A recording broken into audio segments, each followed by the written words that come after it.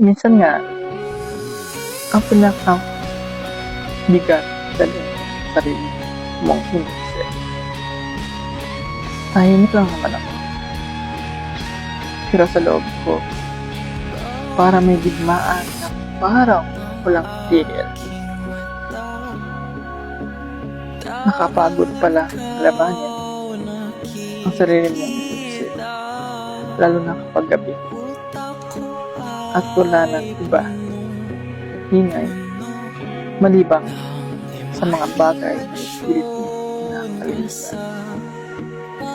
Minsan nga, hindi naman tao ang sumisira sa akin, kundi ang sarili ko. Pag-iisip. Yung mga baka, hindi ako sapat baka. Nga, wala naman maniwala sa akin. At baka hanggang dito lang. Paulit-ulit sila bumabalik na parang alon na marunong manakal.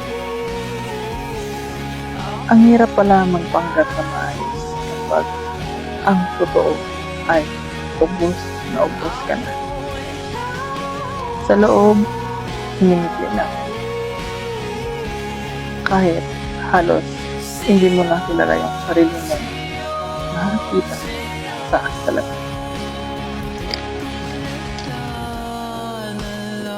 At ang pinakamasakit, wala naman nakakita kung gaano kabigat ang dala mo. Dahil lahat laban na nangyari sa isip mo. Kaya minsan, naintindihan ko kung bakit may mga taong tahimik lang. Hindi dahil wala sila nararamdaman, kundi dahil pagod sila maliwanag ang kulong, sila lang ang nakarinig.